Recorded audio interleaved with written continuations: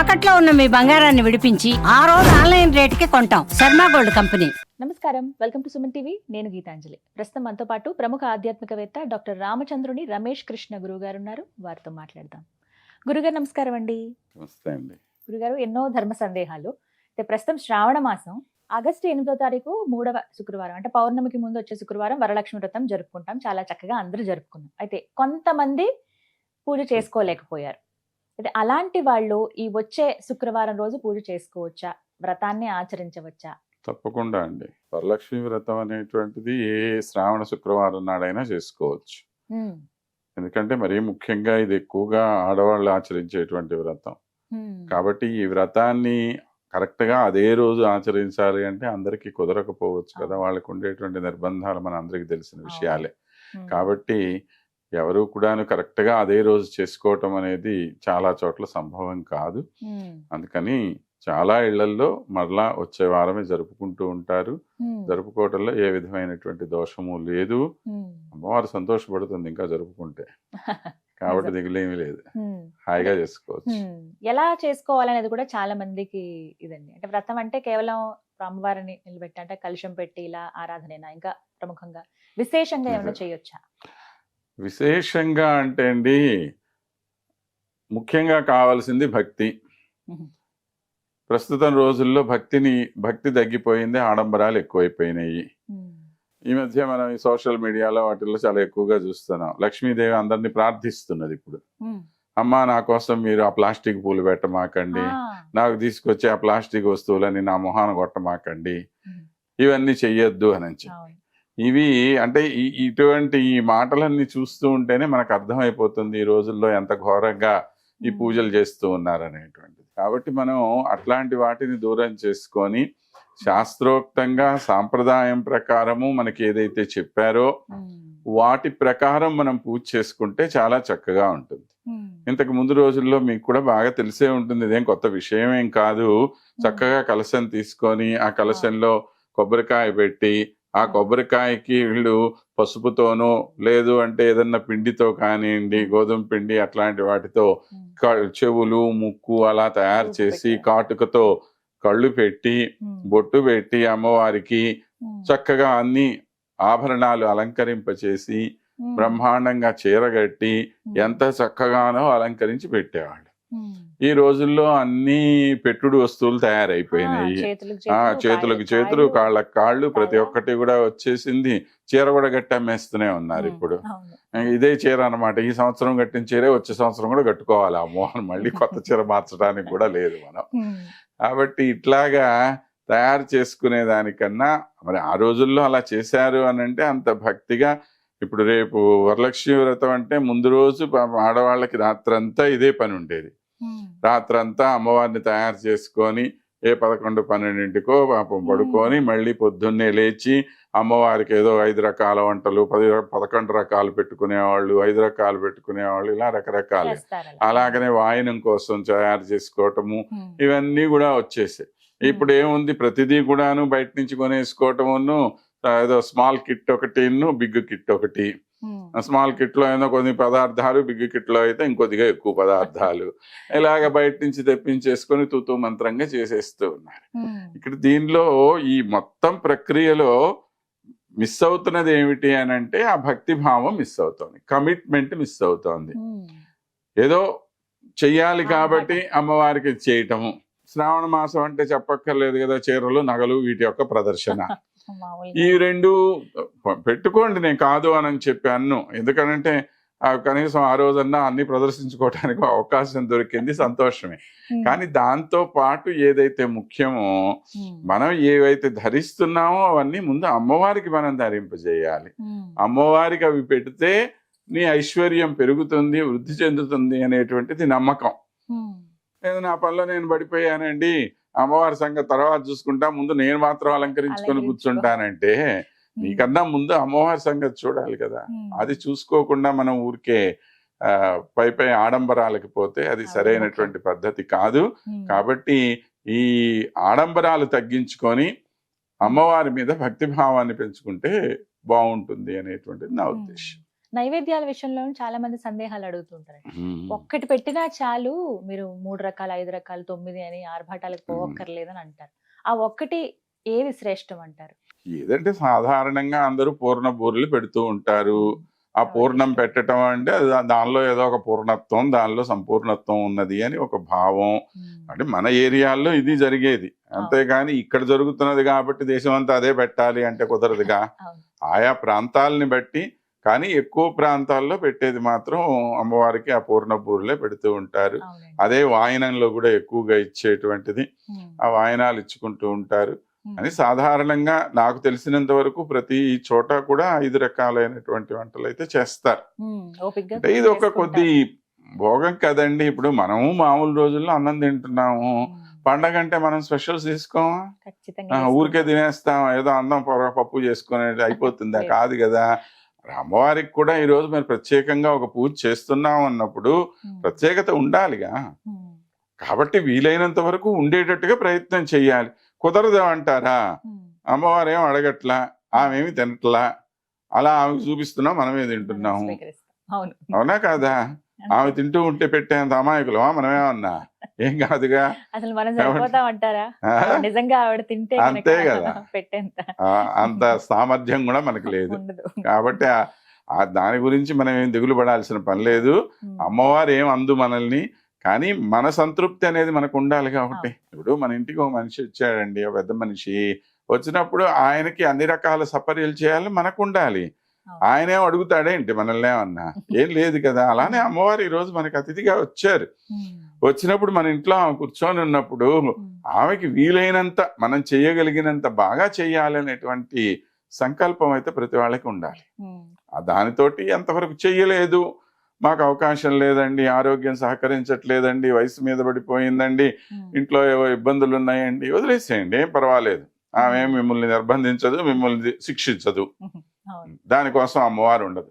అమ్మవారు ఎప్పుడు దయాస్వరూపిణి. కాబట్టి ఆమె దయ కోసమే అమ్మవారు ఎప్పుడూ కూడాను స్వామి దగ్గరికి మనల్ని తీసుకువెళ్ళటంలో సహాయం చేసేటువంటి మనస్తత్వం కలిగిన గొప్ప కరుణాస్వరూపిణి. ఇప్పుడు తండ్రి దగ్గరికి వెళ్ళాలంటే మనం భయపడాలి, కానీ తల్లి దగ్గరికి వెళ్ళటానికి భయపడే పిల్లలు ఎవరన్నా ఉంటారా? ఏమి లేదు. కాబట్టి మనలో ఏమన్నా తప్పులున్నా ఆ తప్పుల్ని దాచిపెట్టి మరి భగవంతుడికి ఈమె చెప్తూ ఉంటుందిట, ఏమయ్యా ప్రపంచంలో తప్పు చెయ్యనోడెవడు? అందరూ తప్పులు చేసేవాళ్లే కదా, ఏదో మన పిల్లవాడు కదా, మన అమ్మాయి కదా, వీళ్ళు చేసినటువంటి తప్పుల్ని మనం క్షమించకపోతే ఎవరు క్షమిస్తారు? అందుకని క్షమించేసేయి అని చెప్పి మన తరఫున రికమెండేషన్ చేస్తున్నా. అందుకనే అసలు లక్ష్మీదేవికి పేరే శ్రీ అని అర్థం అండి. ఈ శ్రీ అనేటువంటి మాటకు 6 రకాలైనటువంటి అర్థాలు ఉన్నాయి మనకి. శ్రేయతే ఇతి శ్రీ, శ్రీయతే ఇతి శ్రీ అని చెప్పి అంటారు. అంటే మన చేత ఆశ్రయింపబడినది లక్ష్మీదేవి. ఈ శ్రీ అనేటువంటి నామమే అత్యద్భుతమైన నామం. మీకు శ్రీకారం లేకుండా ప్రపంచంలో ఎవడి పేరు ముందు కూడాను ముందు ఆ శ్రీ అని ఉండాలి. అది సంస్థ పేరు కానివ్వండి, మనిషి పేరు కానివ్వండి, ఎవడైనా సరే మొట్టమొదటి శ్రీ అని పెట్టుకునే పని ప్రారంభిస్తాడు. మీరు ఏదన్నా ఒక కొత్త పుస్తకం రాయాలన్నా, ఒక కొత్త అకౌంట్స్ రాయాలన్నా, దేనికైనా సరే ముందు శ్రీకారం చుట్టాల్సిందే. ఒక వివాహం శుభలేఖ కానివ్వండి, ఇంకోటి కానీ దానికి పైన శ్రీ రాయాల్సిందే. అవునా కాదా? ప్రతి దానికి శ్రీ అనేటువంటి. కాబట్టి మన చేత ఆశ్రయింపబడేది ఆమె, పరమాత్మని ఆశ్రయించుకొని ఉండేది ఆమె. ఏమండి? తర్వాత వినునది, వినిపించునది అని చెప్పి అర్థం. ఏం వింటుంది? మన యొక్క ప్రార్థనలన్నీ ఆమె వింటుంది. విన్నటువంటి ప్రార్థనలన్నింటినీ కూడా ఆయనకి వినిపిస్తుంది.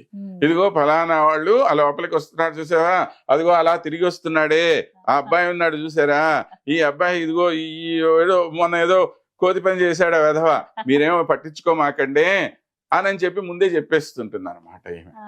తరువాత పీడింప చేయునది, అలాగనే వృద్ధి చేయునది అని కూడా అర్థము.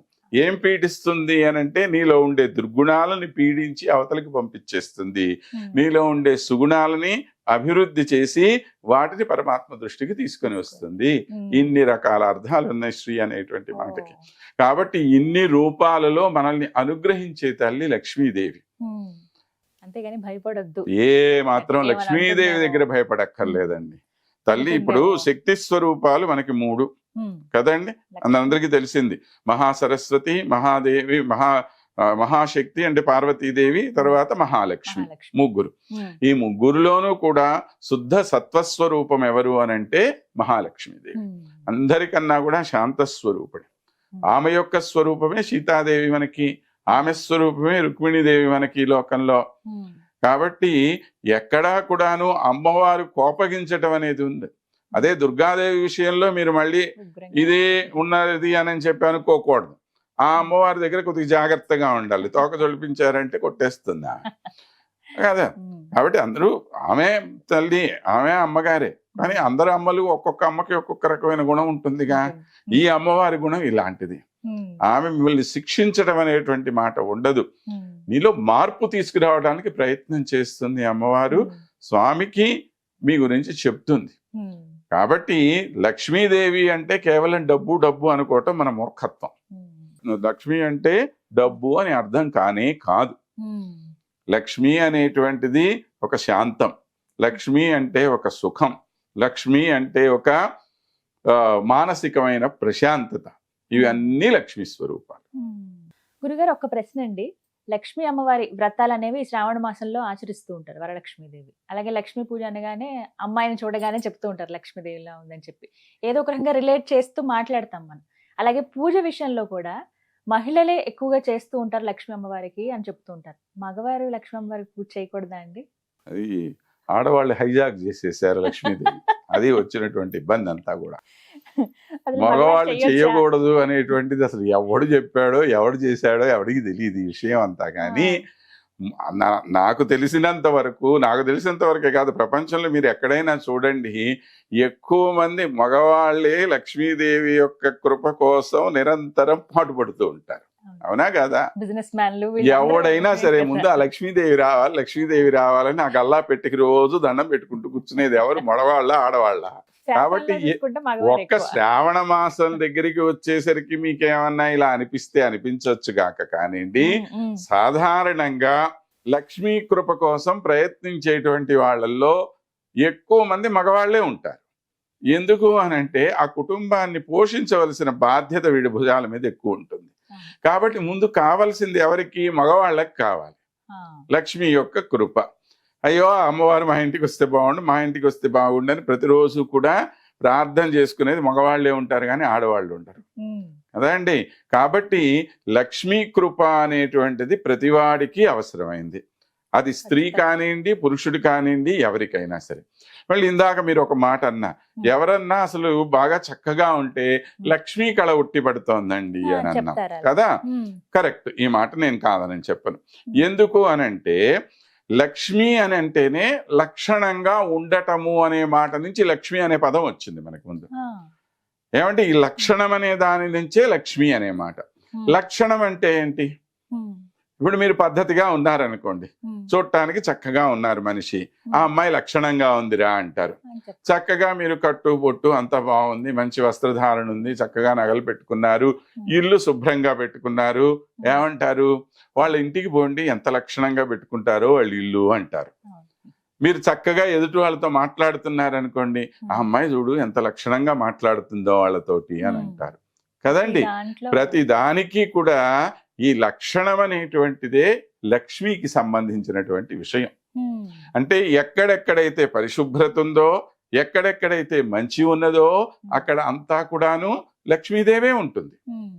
కాబట్టి లక్ష్మీదేవి అనేటువంటి మాటకి మనలో ఉన్నటువంటి ఒక పరిశుభ్రమైన, శుద్ధమైనటువంటి, సాత్వికమైనటువంటి ఆలోచనలకి, మన వ్యవహారాలకి, మన ఆచారాలకి స్వరూపమే అమ్మవారు.